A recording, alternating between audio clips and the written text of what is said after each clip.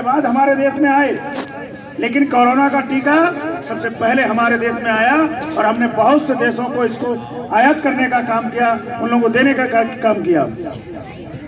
ये नरेंद्र मोदी जी के नेतृत्व में ये संभव है।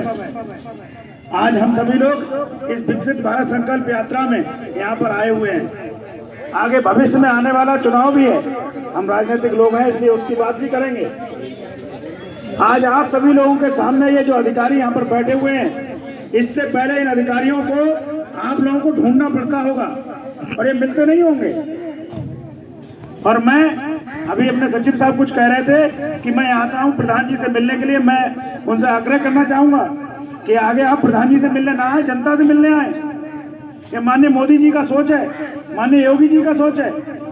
जनता आपको, प्रधान जी को आधे लोगों ने वोट दिए होंगे, आधों ने नहीं दिए होंगे। हो सकता है कि वो प्रधान जी के घर न जाना चाहते हो, लेकिन इसमें पता ही नहीं। आप सरकार के नुमाइंदे हो, आपका काम है सब लोगों का काम करना, आपका काम है सबके पास जाना, सबका काम होना चाहिए। ये मोदी जी चाहते हैं, ये योगी जी चाहते हैं।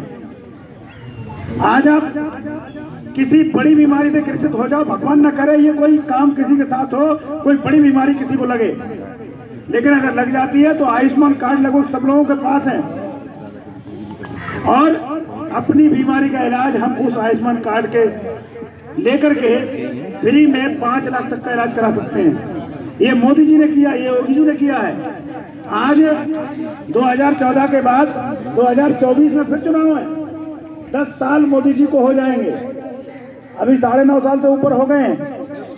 एक भी काम उन्होंने ऐसा नहीं किया है जिससे कि आम जनमानस को कहीं कोई कष्ट उठाना पड़े, कोई खराब काम करना पड़े, कहीं जाकर के कोई भी हाथ फैलाने का काम करना पड़े। उन्होंने आपको सुदृढ़ बनाने का काम किया, ताकतवर बनाने का काम किया है।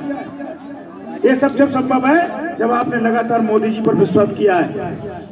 और आपके जैसे ही भाई बंधु हैं, अभी 3 प्रदेशों में सब तरफ से ऊपर उठ करके उन्होंने 3 प्रदेशों में भारतीय जनता पार्टी की सरकार बनाने का काम किया है। एक प्रदेश तेलंगाना, जहां हमारी मात्र 1 सीट हुआ करती थी, सरकार नहीं बनी है, लेकिन वहां भी हमारी 8 सीटें अगर आई हैं तो आप जैसे लोगों का उसमें भी बहुत बड़ा योगदान है। इसमें कैसे आपका योगदान है, वो ये है कि अगर आप मंडोरा में रह रहे हैं और आपका कोई भाई बंधु अगर बरेली में रह रहा है तो आपने फोन करके कहा कि भैया हम तो भारतीय जनता पार्टी को वोट दे रहे हैं, आप भी उसी को देना।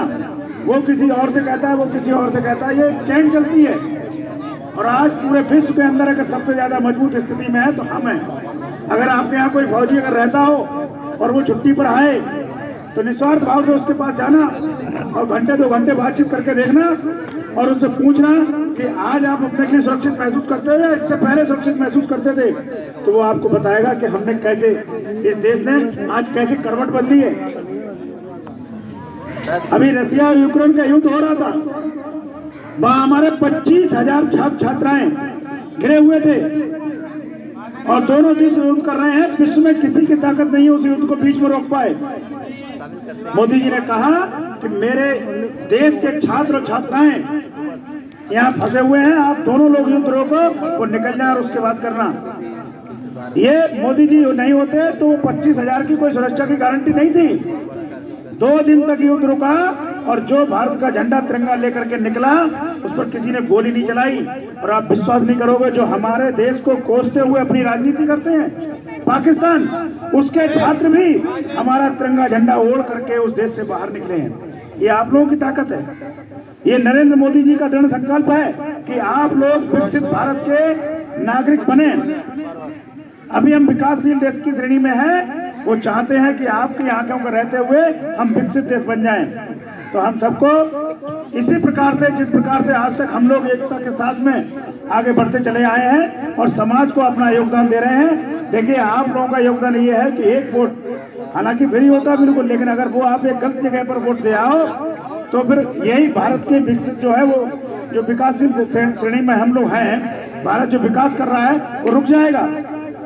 फिर वही सरकारें आ जाएंगी जो अपने भाई भतीजे और भैया बंधु को आगे बढ़ाने का काम करेंगी। इसमें अभी एक उदाहरण है राजस्थान यानी मध्य प्रदेश का।